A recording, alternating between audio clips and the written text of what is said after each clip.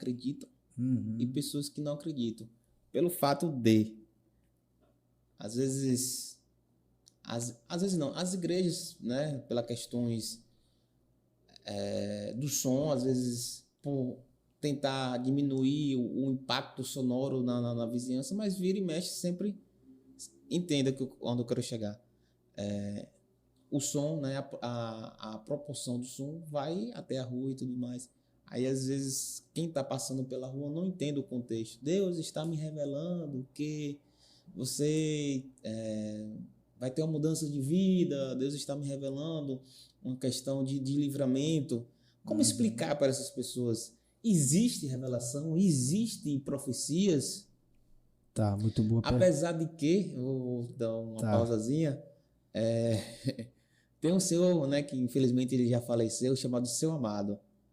E ele foi muito inteligente, assim, e até cômico em falar uma certa coisa, assim, mas eu não acredito.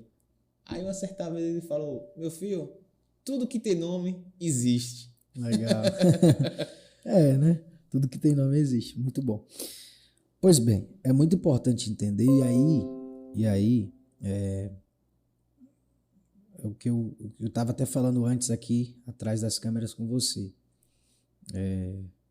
Existem linhas de pensamentos divergentes quanto a algumas coisas, alguns assuntos teológicos. Por exemplo, essa mesma pergunta para uma outra pessoa, ou quem sabe um outro pastor, poderia ter uma resposta diferente, baseado na visão bíblica e teológica dele, né? Eu vou dar a minha, como Perfeito. que eu entendo teologicamente, né?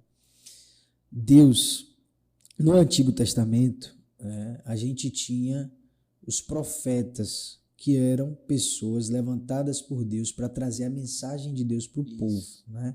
Então eles ouviam de Deus e transmitiam para o povo, tá certo? Então Deus queria falar com o povo, não falava com todo mundo, era diferente. Nem todos tinham acesso a Deus, né? Era restringido a esses homens, tanto o profeta, que trazia a mensagem de Deus para o povo, como ao sacerdote, que trazia a mensagem do povo para Deus. Para Deus, ou que o do profeta para o sacerdote, para o profeta, e o profeta repassava? Não, era mais ou menos assim. O profeta recebia de Deus e falava para o povo.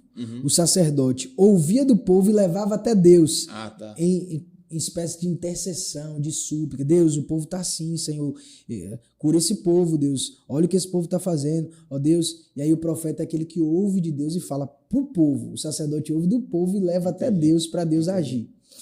Então, são caminhos diferentes, mas paralelos. Sim, paralelos. E o que acontece? Quando o povo sai do Egito, e aí a gente tem que falar um pouquinho sobre isso para fazer sentido, para que o pessoal que está em casa aí, você que está em casa, entenda. Quando o povo sai do Egito, o povo passa 430 anos no Egito. O povo de Deus, descendentes de Abraão, eles vão para o Egito através de José, que era governador, mas depois que José morre, um novo faraó assume que já não conhecia José, então, com medo de que os hebreus crescessem, porque cresciam muito, e dominassem os egípcios, eles escravizam. Então o povo passou esse tempo de 400 anos escravizados, presos, cativos lá no Egito. Então Deus vai decidir libertar o povo e ele chama Moisés, que era um hebreu que foi criado entre os egípcios. Ele foge por matar um egípcio e está lá na terra de Midian. Quando ele está na terra de Midian, cuidando das ovelhas do seu sogro Jetro, Deus se revela para ele por meio de uma sarça que pegava fogo e não se consumia. Deus vai fazer um chamado a Moisés. Moisés, volta lá, porque eu vou libertar o meu povo. Eu tenho visto o sofrimento do meu povo e eu quero libertá-los. Então Deus vai libertar o povo. O faraó não vai ser mão leve, vai querer prender. Deus manda as pragas e tal. Resumindo, eles atravessam o mar. Resumindo, eles vão sair em direção a uma terra chamada Terra de Canaã, que era a terra que Deus havia prometido para Abraão. Entre o Egito e a terra tinha o deserto, né? E eles passam 40 anos no deserto. Que era para ser 40 dias.